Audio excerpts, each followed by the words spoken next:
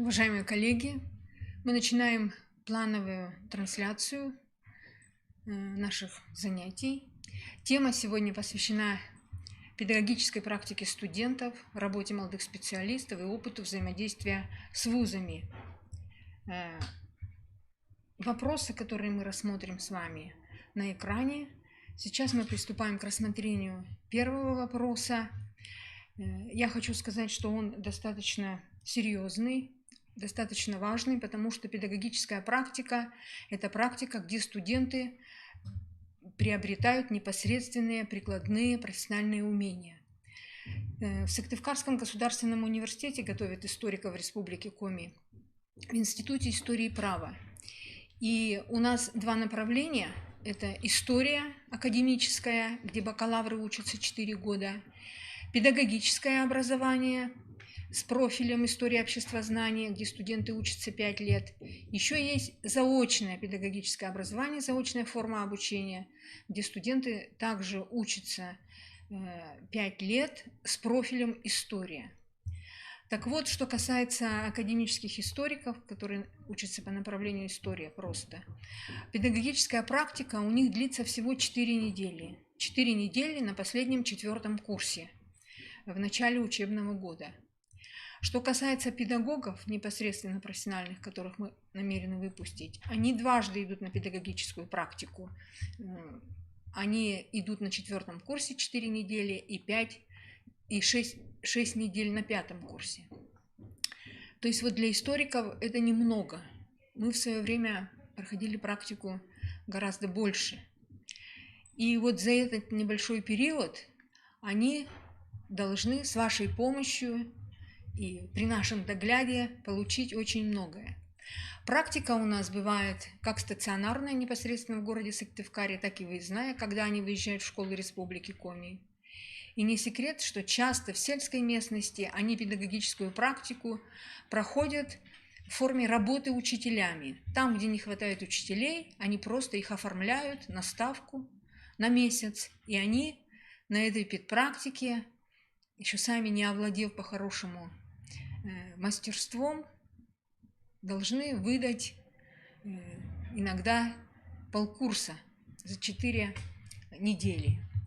То есть бывает достаточно сложная ситуация. И, конечно, практика значит очень много в жизни студента, она всегда запоминается.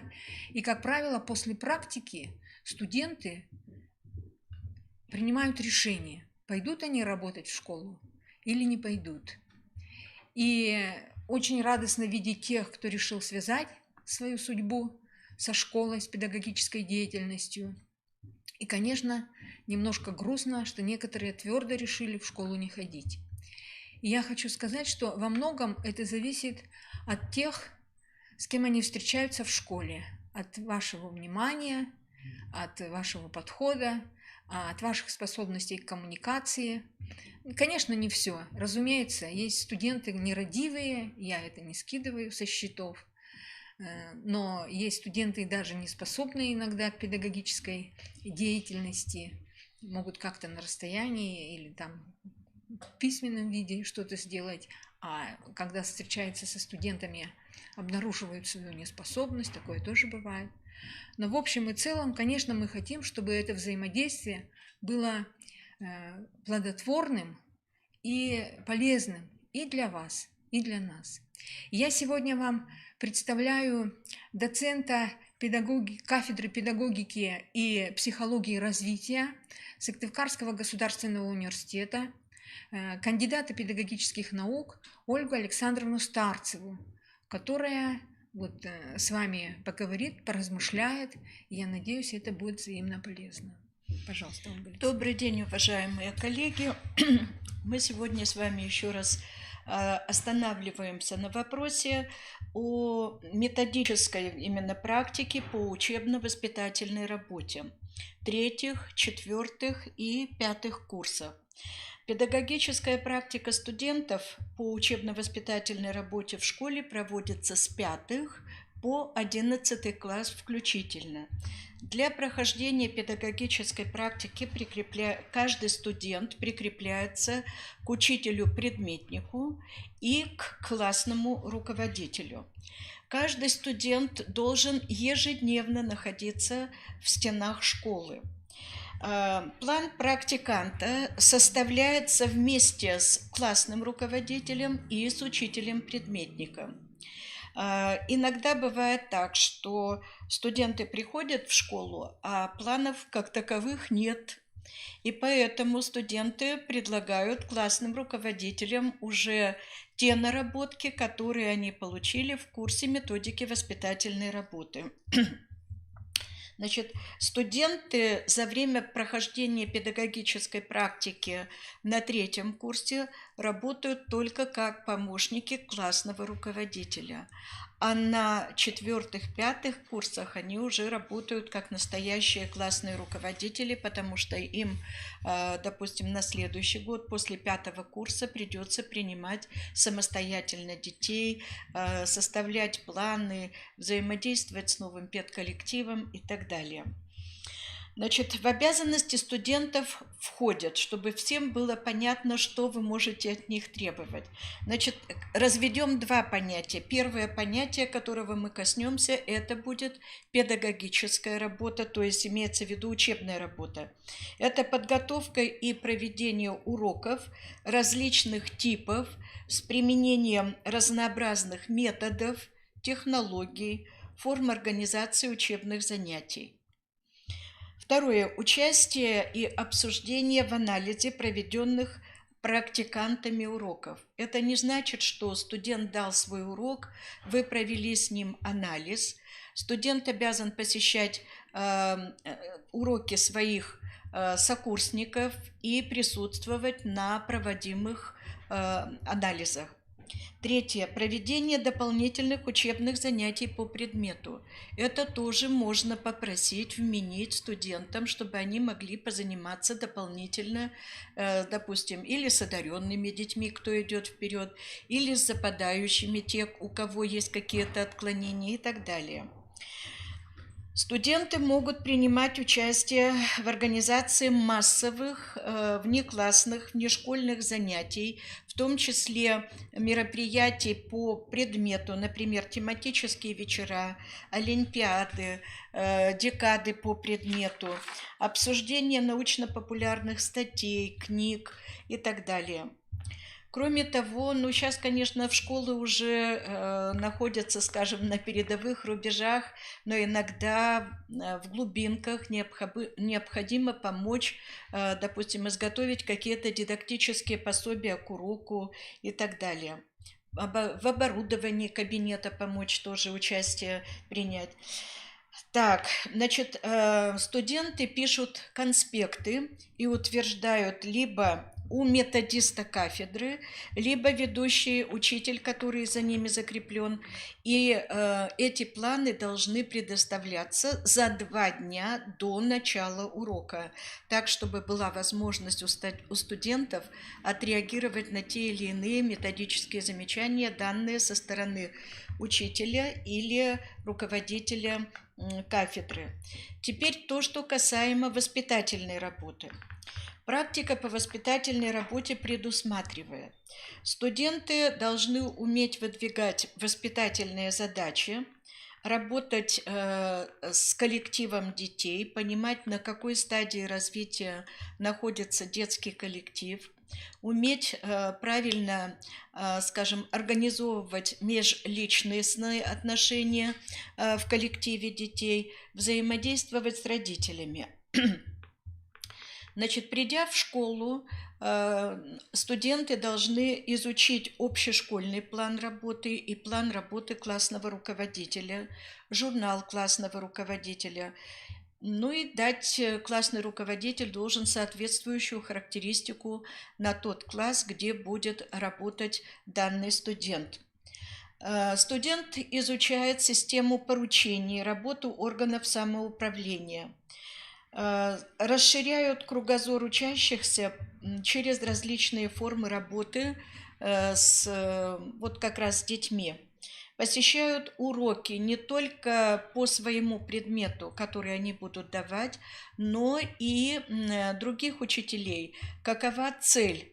Посмотреть, допустим, на единство требований, на педагогическое мастерство, которое включает в себя, скажем так, стиль общения, тон общения, манеру движения по классу, допустим, методы стимулирования, какие применяют учителя, вообще организацию класса, организацию работы самого учителя. То есть здесь очень много вопросов, которые встают перед студентами. Кроме того, значит, по планированию воспитательной работы. Вот здесь надо остановиться особо. Почему? Потому что мы всегда обращаем внимание на развитие духовно-нравственного, политического, гражданского, физического, экологического воспитания и так далее. Поэтому чем шире круг вопросов, тем интереснее жизнедеятельность детей в классе. Кроме того, на старших курсах ребята могут уже проводить родительские собрания по какой-либо тематике, потому что в рамках методики воспитательной работы они готовят определенные темы. Значит, изучают уровень дисциплины в классе, особенности отношений. В классе я уже здесь сделала акцент, но еще раз хочу подчеркнуть, это на межличностные отношения, на выявление лидеров, группировок, какова дружба в классе по месту жительства, по месту учебы, по интересам. В основном эти задания дают наша кафедра психологии. Изучают индивидуальные особенности отдельных учащихся в классе, возрастные особенности и их интересы. Ведут повседневную воспитательную работу в коллективе учащихся. То есть что это значит?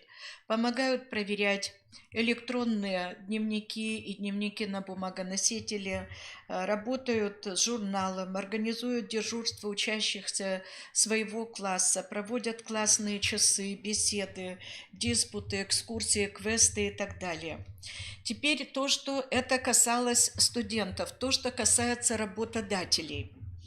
Практика – это такой вид учебно-воспитательного процесса, который осуществляемый совместно с Сыктывкарским государственным университетом с работодателями, сочетает в себе комплекс работ, выполняемых студентами, и мероприятий, направленных на углубление профессиональной подготовки будущих специалистов и их компетентности.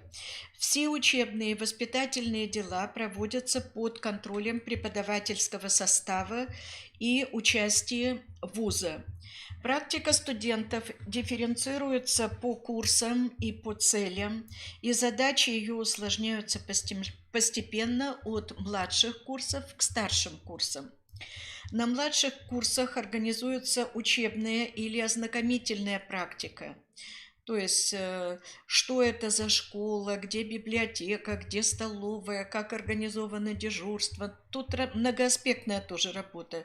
В период этой практики студенты получают представление о специфике избранной специальности, сущности их будущей практической деятельности, закрепляют свои познания, полученные при изучении курса «Введение в специальность», «Педагогика» и методика воспитательной работы. Студенты также изучают организацию педагогического процесса. Работодатель должен нести ответственность за качественное проведение педагогической практики. Работодатель подбирает опытных специалистов в качестве руководителей практики студентов, осуществляет общее руководство. Совместно с вузовскими руководителями организует и контролирует организацию практики студентов в соответствии с программой и графиком прохождения практики. Знакомят студентов с охраной труда и техникой безопасности до начала проведения практики. Осуществляют постоянный контроль за работой практикантов. Руководитель педпрактики, это Сыктывкарский государственный университет, дает рекомендации о порядке прохождения педагогической практики. Программы практики должны соответствовать требованиям квалификационных характеристик специалистов, четко определены знания, умения, навыки, компетенции, которыми должен овладеть студент. Работодатель должен создать необходимые условия для студентов для получения конкретных знаний по специальности. Кроме того, работодатель должен провести как установочную конференцию для студентов, так и итоговую конференцию, где будут подведены итоги работы за период педпрактики. Здесь же на установочной конференции мы говорим о том, как должна вестись документация, как пользоваться библиотекой, спортзалами и так далее. Кроме того, работодатель должен помочь студентам в подборе материалов для курсовых, дипломных работ, потому что каждый студент, выходя на практику, он по согласованию, опять же, с администрацией школы, с разрешения администрации родителей, набирает материал для своих дипломных и курсовых работ. Значит, обеспечивать соблюдение студентами правил внутреннего распорядка. Вовремя прийти, вовремя уйти, соответствующий вид должен быть и так далее. Значит, проводить студенты должны совместно со школами профориентационную работу. Особенно это касаемо выпускников 11 классов.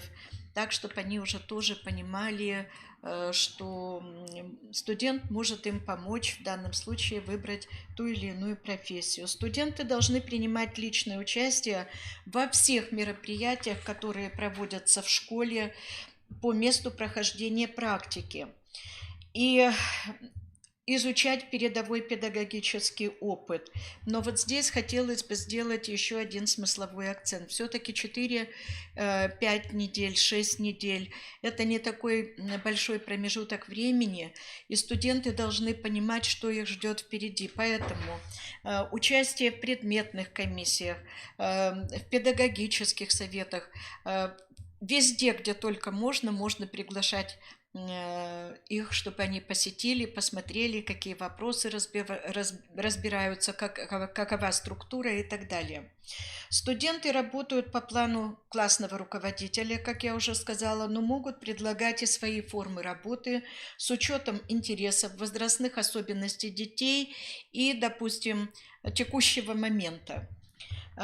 Какие могут быть предложены формы работы?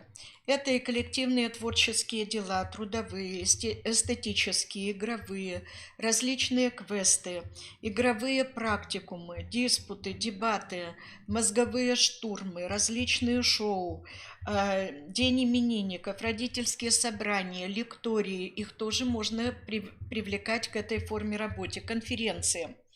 Ну и то, что касаемо отчетной документации.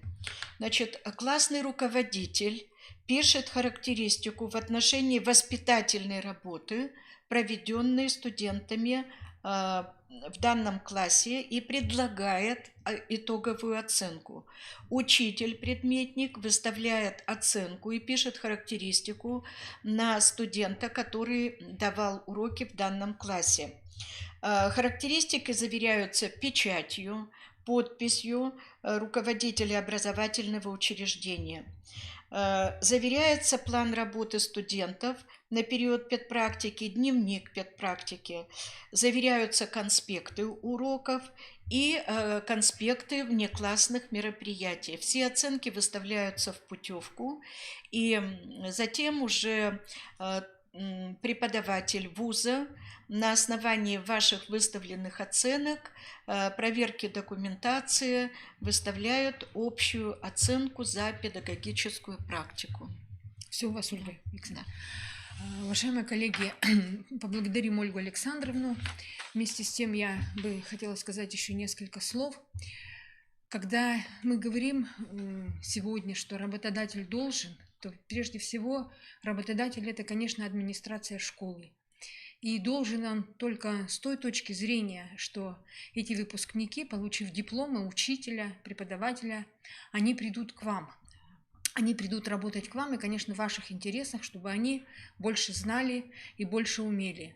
Но, конечно, в условиях сегодняшней ситуации, в условиях оптимизации, когда мы фактически школьным работникам не можем сегодня платить, конечно, вот это требование должно, оно немножко выглядит, наверное, нахально, может быть. Поэтому прежде всего, когда студент приходит к вам на практику, мы хотели, чтобы он вам был настоящим помощником, чтобы он часть вашей работы, может быть, вашего внимания переложил на себя, и вы ему в этом помогли, чтобы он помогал вам не только уроки проводить, а вот прежде всего вот в этой воспитательной работе, вспомогательной какой-то работе, может быть, даже с дневниками и другие. Вот. Поэтому мы вам очень благодарны, что вы принимаете наших студентов, и мы готовы то, что от нас зависит, сделать, выписать вам благодарности, если это нужно для вашего портфолио. Приглашаем вас и ваших студентов к участию в наших различных, ваших учеников, в наших различных мероприятиях, может быть, и в каких-то жюри, где мы тоже можем вас поощрить в плане там, диплома, грамоты или благодарности. Если детей много участвует в наших мероприятиях, мы тоже даже иногда школам выписываем. Так что спасибо вам большое, и мы надеемся к нам учиться. на плодотворное сотрудничество. Спасибо. Я передаю слово Нине Евировне, и наше заседание продолжается. Мой листочек отдайте, мой листочек. Итак, я приветствую всех участников нашего заседания Республиканского методического объединения учителей истории и обществознания. Мы сегодня подобрали огромное количество разных вопросов, и все они, эти вопросы, они объединены общей темой. Это педагогическая практика студентов, работа молодых специалистов и опыт взаимодействия с вузами. Перед вами выступили представители высшей школы. Это Любовь Анатольевна Максимова, директор Института истории и права Сыктывкарского государственного университета имени Петирима Сорокина, кандидат исторических наук и доцент, а также Ольга Александровна Старцева. Это преподаватель кафедры педагогики и психологии Сыктывкарского государственного университета имени Петирима Сорокина. Наш третий вопрос – это вопрос, связанный с информационно-коммуникационными технологиями на уроках истории и обществознания из опыта работы молодого специалиста Ивановой Татьяны Владимировны, учителя истории и обществознания СОЖ номер 30 города Сыктывкара. Мы сейчас переключим презентацию. И вот это у вас, да? Да. Местами нужно поменяться? Ну да. Вот.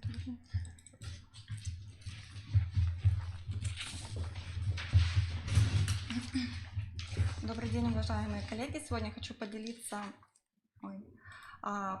своим опытом использования информационно-коммуникационных технологий на уроках истории и обществознания. Я надеюсь, что мой опыт будет кому-нибудь полезен. Интернет чем-то похож на пещеру чудес Али-Бабы. Если покопаться в его глубинах и знать, где и как конкретно искать нужную информацию, то можно найти совершенно потрясающие вещи, которые можно и нужно использовать во время урока истории или задавать посмотреть вместо домашнего задания. Например, на уроках истории обществознания у нас есть этнокультурный компонент, и для этого можно использовать интернет-ресурсы по истории Республики Коми. Например, культурная карта Республики Коми, или Национальная электронная библиотека Республики Коми, или сайт КРИРО. Ну, давайте остановимся подробнее на культурной карте Республики Коми. Что здесь можно посмотреть? Вот так вот выглядит сайт. Здесь можно взять информацию о музыке, живописи, литературе, архитектуре, в целом о развитии культуры в Республике Коми. И также здесь можно взять информацию о истории каждого района. Я думаю, что данная информация будет полезна на уроках истории, особенно в период дистанционного обучения. Сайт Криро я тоже постоянно мониторю. Так, и здесь бывают интересные проекты, олимпиады, конкурсы, викторины, в которых ученики могут участвовать заочно. Ну вот, например, последняя викторина, в которой участвовали мои ученики 8 классов, это онлайн-викторина экологической направленности «Красная книга Республики Коми». По итогам данной викторины дети получили сертификаты участников и дипломы победителей и призеров. Причем здесь в каждом сертификате и в каждом дипломе было прописано количество баллов, которые получили учащиеся. И это помогло создать общую картину того, насколько дети владеют экологической культурой. Ну и что можно в дальнейшем использовать при подготовке уроков обществознания. Можно также использовать на уроках истории виртуальный тур по музеям. Например, виртуальный тур по Кунсткамере или виртуальный тур по Москве времен Екатерины II и Павла I в картинах Жерара Делабарта. Эти виртуальные туры можно использовать в рамках уроков истории, когда изучается культура определенного исторического периода. На уроках истории можно использовать готовые онлайн-игры, и здесь можно использовать сайт Арзамаса. Здесь конкретно есть игры по истории России XVIII века, например, игра «Как победить в дипломатической игре тонкости международной политики времен Семилетней войны», или игра «Жизнь дворянина», ну или игра «Как понять реформы Петра I». Можно остановиться подробнее на игре «Как понять реформы Петра I». Данная игра подразумевает, что учащиеся будут выступать в роли исследователей. Предлагается 3 уровня игры. Ну и что из себя представляют задания? Учащимся предлагается изучить отрывок из исторического документа, и им необходимо сопоставить, к какому направлению данный исторический источник относится. Либо к выслуге и годности, то есть служебная карьера, либо к упорядочению социальной структуры, или к регламентации повседневной жизни, ну вот конкретный документ. По каждому варианту ответа существуют комментарии. Если ученик ответил неверно, то ему можно воспользоваться второй попыткой, однако он будет терять баллы. Ну и в результате игры, в зависимости от набранных баллов, ученик наделяется определенной ролью. Если он набрал мало очков, тогда у него и роль незначительная, например, сибирский крестьянин. Ну и в зависимости от того, сколько баллов он набрал, соответствующая роль царевича Алексея, идеального подданного Феофана Прокоповича. Но если он хорошо разбирается в исторических документах, если он реформатор, то он наделяется ролью Петра I. Помимо готовых игр можно создавать свои онлайн-игры. И здесь можно использовать сайт larnus.ru. Давайте посмотрим, как выглядит этот сайт. Вот его страница. Обязательно нужна регистрация для того, чтобы создавать здесь игры. И что конкретно здесь можно разработать? Можно разработать веб-квесты, интеллектуальные игры, викторины и терминологические игры. Конкретно я здесь создавала веб-квесты.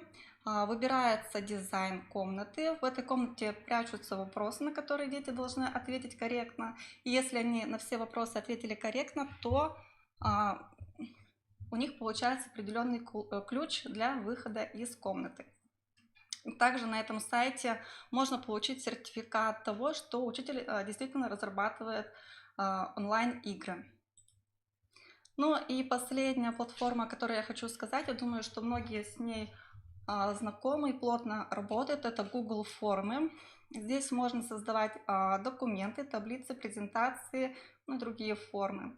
Конкретно хочу остановиться на тестах. Тесты здесь можно создавать индивидуально, можно создать тест, в результате которого ученик сможет посмотреть, на какие вопросы он ответил верно, а на какие вопросы ответил неверно. Ну или можно создавать закрытые тесты. Мною был разработан тест «Эпоха Петра I». Здесь дети должны написать свою фамилию, имя, класс. В комментариях я прописала соответствие баллов оценке.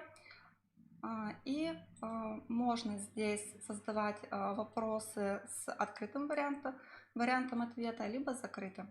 Можно загружать сюда иллюстрации, в данном случае я загрузила карту. Можно загружать видеофайлы с YouTube, но нельзя загружать аудиофайлы. Аудиофайлы можно загружать только в презентации на Google формах. Ну и в итоге учителю можно будет посмотреть статистику ответов, на какие вопросы, какие задания вызывают сложности, какие умения и знания западают, и какие вопросы не вызывают особых сложностей. И можно посмотреть каждую работу индивидуально и посмотреть количество баллов. Все, спасибо большое за внимание. Надеюсь, что информация была полезна.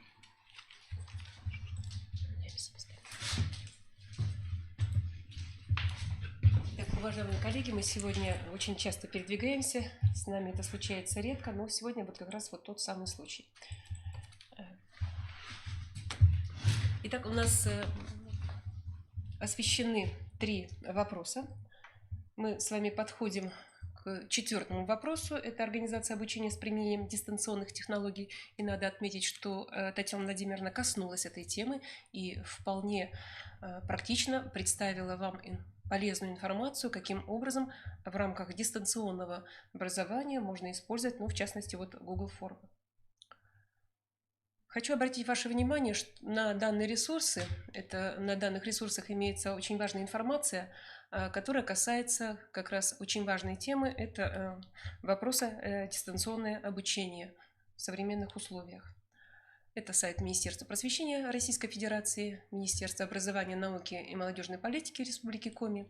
Это, безусловно, федеральный портал «Российское образование», сайт КРИРО, официальная группа в соцсети КРИРО и очень важный портал – это портал «Открытое образование Республики Коми». На данном слайде, ребята, мы с вами, уважаемые коллеги, наблюдаем список цифровых образовательных ресурсов и сервисов, которые могут быть востребованы. Мною здесь из данного перечня, хочу обратить внимание, коллеги, выделены 2 ресурса: Я-класс и Фоксфорд. Вот именно они, особенно Фоксфорд, наиболее полно отражают требования по нашим с вами предметам в рамках дистанционного обучения. На данном слайде дается краткая информация Яндекс учебников. Мы с вами знаем, кто не знает, тот услышит сегодня впервые о том, что с 1 апреля 2020 года вместе с Центром педагогического мастерства Яндекс учебник планирует открыть онлайн-школу для учеников с 5 по 11 классы. И данная школа будет доступна для всех заинтересованных лиц в данных сервисах: Яндекс Эфир, Яндекс Репетитор. И в данном случае возможно проводить интерактивные видеотрансляции, проверять домашние задания, безусловно, получать обратную связь. И таким образом данный ресурс будет очень полезен педагогам в условиях дистанционного обучения. Российская электронная школа – очень популярный ресурс. Здесь представлен завершенный курс интерактивных видеоуроков. Представлено более 6000 интерактивных видеоуроков по практически всей совокупности общеобразовательных предметов, включая как раз и наши предметы. Все они составлены в соответствии с ВГОС и с учетом примерных образовательных программ. Такой ресурс, как Учи.ру, он заявил о том, что с 23 марта 2020 года будет появление в личном кабинете учителя сервиса «Виртуальный класс» для проведения индивидуальных и групповых онлайн-уроков с видео. И в данном случае преподаватели и их ученики смогут видеть, слышать друг друга, могут демонстрировать свои наработки, как преподаватели, так и выполнение своих домашних заданий ученики, и могут быть в разной форме. Это могут быть и документы, могут быть презентации и так далее. Надо отметить, что, к сожалению, Учи.ру здесь у нас имеются только по обществознанию 5 класса. То есть для нас с вами эта информация не очень актуально. Я-класс, вот такая платформа, она представляет собой сборник интерактивных задач и видеоуроков по достаточно широкому спектру предметов, но для нас с вами данная платформа может дать только предмет обществознания и 8 и 9 классы. Наиболее широкий спектр материалов имеется на Фоксфорде, и в настоящий момент вот данным сервисом предприняты меры по открытию бесплатного доступа к онлайн-курсам по базовой программе до конца учебного года. И вот как раз вот этой платформой мы с вами, безусловно, можем воспользоваться. Здесь имеются все предметы по истории, в частности, история и обществознание, и, соответственно, классы. Это история 5-11 классы и обществознание 6 по 11 класс. В состав данных курсов входят различного рода видеозаписи уроков, конспекты, задания, и часть, в данном случае, заданий проверяется автоматически, ну а другую часть учитель может проверить сам, таким образом наладить обратную связь. Очень полезная платформа, и прошу вас на нее обратить особое внимание. Ну вот такая платформа «Экстернат домашняя школа». Здесь особых подробностей по поводу данной платформы, данного сервиса сказать ничего не могу, поскольку не нашла необходимого материала для наших предметов. Домашняя школа, там имеются наши предметы: обществознание 5-11 класс, история России, в частности, 6-11 класс, всеобщая история с 5 по 11 класс. И имеется здесь учебный материал, имеется интерактивное задание для проверки результатов, и в данной онлайн-школе также предусмотрены мероприятия по профессиональной ориентации учащихся. Библиотека видеоуроков. Вот здесь представлены предметы история России, всеобщая история, это с 5 класса по 11 история России, с 6 класса по 11 предмет обществознания, с 6 класса по 11. И данная платформа, она представляет собой сборник видеоуроков, видеолекций, конспектов, тестов по всем школьным программам, ну и в частности то, что касается нас с вами. Мобильное электронное образование, здесь онлайн-курсы по школьным предметам, и наши предметы на данном ресурсе, они также представлены. Имеется на данном ресурсе наш предмет — это обществознание, но только для учащихся 9, 10 и 11 классов. Но и данным ресурсом, данной программой мы также можем воспользоваться. Издательство «Просвещение» в условиях современного времени, поскольку очень актуально дистанционное образование, оно представляет свободный доступ к электронным формам учебников и образовательным сервисам.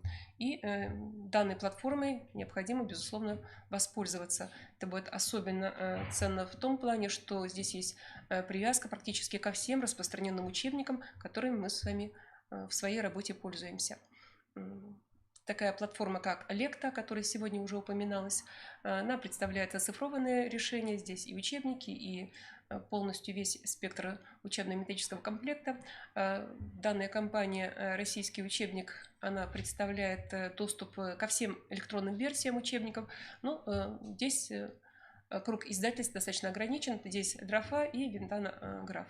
И электронные формы данных учебников, они представлены в формате PDF, что, собственно, является для нас очень важным. Здесь также имеются и рабочие тетради по данным учебникам, интерактивные рабочие тетради. Такой сервис, как «Новый диск», это такой комплекс, который дает возможность увидеть разработки мультимедийного материала. Здесь могут быть и такие возможности, как программы в учебном процессе при работе с интерактивной доской, сценарию различного рода уроков и так далее. Здесь также представлена очень подробная инструкция по работе с на данной платформе. Следует отметить, что совсем недавно, буквально позавчера, 25 марта, в 15:00 в Москве состоялся круглый стол. Тематика круглого стола представлена на слайде. Это технология дистанционного обучения, как это работает. Вот участниками данного круглого стола стали ведущие образовательные компании выше мною указанных платформ и сервисов. Ну, наиболее популярные это Яндекс.Учебник, это Учи.ру, Просвещение, Я-класс и так далее. И на данном круглом столе в рамках работы круглого стола обсуждались вопросы, как правильно организовать образовательный процесс в условиях дистанционного обучения, какой должна быть роль учителя в данных новых условиях, каким образом привлекать учащихся к учебному процессу, как удержать их внимание в процессе онлайн-занятий и многие-многие другие вопросы. Поэтому рекомендую вам посмотреть этот вебинар. Ссылка на данный вебинар имеется на сайте КРИРО. Также следует отметить, что на сайте КРИРО в рамках методической поддержки педагогов по организации дистанционного обучения здесь размещена очень важная, актуальная информация для нас с вами, для преподавателей, также для и родителей наших учащихся. Здесь имеются платформы, информация о платформах, о ресурсах, о различного рода сервисах дистанционного обучения. Также здесь представлена информация об открытых электронных ресурсах библиотек, издательств учебной литературы, открытые онлайн-курсы. И надо отметить, что целая серия вебинаров, которые проводятся на протяжении уже нескольких недель в КРИРО, очень полезны для того, чтобы скорректировать свою работу и переключиться на дистанционное обучение учащихся. На сайте КРИРО в разделе «Видеозал», вот на это особое внимание обращаю, представлены различного рода видеозаписи вебинаров, семинаров, конференций по вопросам дистанционного обучения и полезные вебинары, которые проводят работники Института образования, они помогут нам с вами, преподавателям, скорректировать свою работу, правильно организовать дистанционный процесс обучения учащихся по своим предметам. И необходимые ссылки, безусловно, вы тоже можете найти на сайте КРИРО. Ну, здесь, и некоторые из них также представлены. Выходя на сайт Коми Республиканского института развития образования, мы с вами можем получить очень важную информацию, полезную информацию, которая поможет нам с вами в нашей дальнейшей работе, в новых условиях нового технологического обучения, в условиях дистанционного обучения. Мы с вами знаем, что дистанционное или удаленное обучение – это обучение, безусловно, на расстоянии, и данное обучение, оно требует владения различного рода информационными технологиями, и как раз обучение данным технологиям предпринимает наш Институт развития образования и его преподаватели. И благодаря вот этим дистанционным занятиям можно научиться правильно организовать свою работу с учащимися в этот период дистанционного образования. Здесь мы также можем наблюдать и различного рода информационные источники и работа с данной информацией. Но следует также не забывать о том, что существует Федеральный институт педагогических измерений и сайт ФИПИ, который содержит очень много полезной информации для подготовки к основному государственному экзамену, к единому государственному экзамену.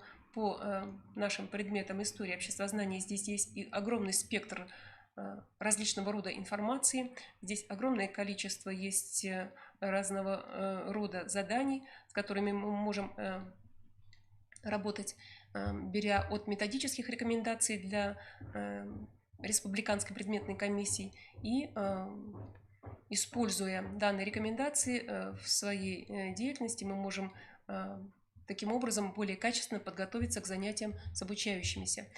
Ну и также рекомендовать учащимся такой ресурс, как Решу ЕГЭ, на котором они также могут увидеть очень полезные для себя формы деятельности при выполнении заданий в форме ЕГЭ. Хотелось бы отметить, что нельзя забывать о портале «Открытое образование Республики Коми». И на данном портале также есть информация, с которой мы с вами, ознакомившись, можем взять ее на вооружение. Ну и также хотелось бы обратиться к педагогам республики о том, что если мы обладаем каким-то опытом работы с применением дистанционных технологий, то данным опытом необходимо, безусловно, делиться и заявиться о том, что да, я могу представить свой опыт и показать данный опыт своим коллегам. Поэтому на данном слайде мы видим мою электронную почту и, соответственно, мой номер сотового телефона, где можно либо прописать свою заявку, либо позвонить, сделать устную заявку на то, чтобы транслировать свой педагогический опыт, будь то по дистанционному образованию, будь то по любой другой теме, которая вас интересует. И если данная тема вписывается в наши следующие заседания, то она, безусловно, будет озвучена. А то, что она впишется, это, безусловно, в силу того, что педагог занимается тем видом деятельности, который полезен учащимся, следовательно, это полезно для того, чтобы осветить свою работу своим коллегам.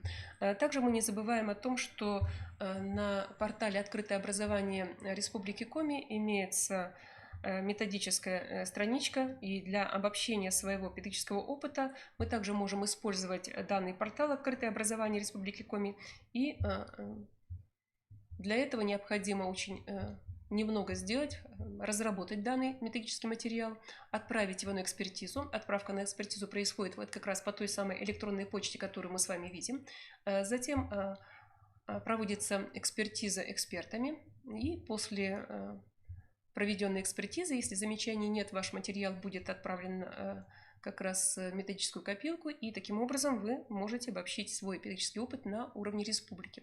Если будут какие-то замечания, то они, естественно, будут вам прописаны, и после исправления, дополнения, уточнения ваш качественный материал будет уже выложен на портал «Открытое образование Республики Коми».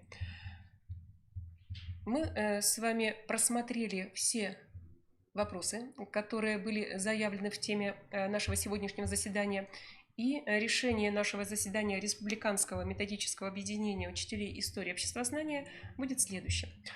Первое. Необходимо принять во внимание информацию по теме заседания. Это педагогическая практика студентов, работа молодых специалистов и опыт взаимодействия с вузами. Второе. Для организации обучения с применением дистанционных технологий в четвертой четверти использовать ресурс КРИРО, методическая поддержка дистанционного обучения, которая поможет нам сориентироваться в целом спектре тех ресурсов, которые имеются на федеральном уровне.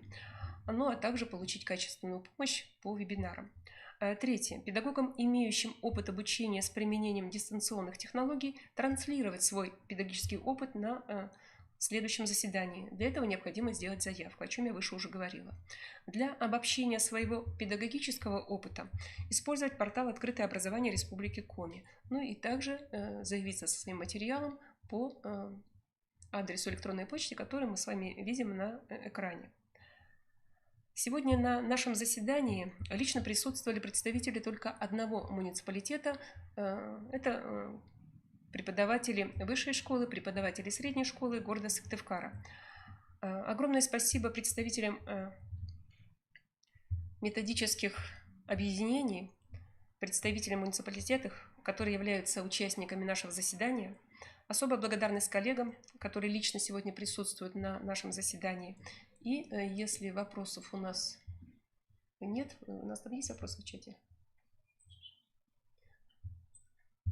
Если вопросы имелись к представителям высшей школы, то мы обязательно их адресуем представителям высшей школы. Если есть вопросы, которые требуют отсроченного ответа, мы, естественно, это тоже сделаем.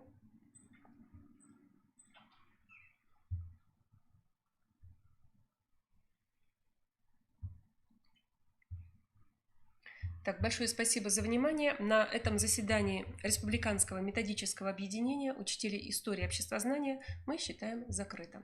Большое спасибо.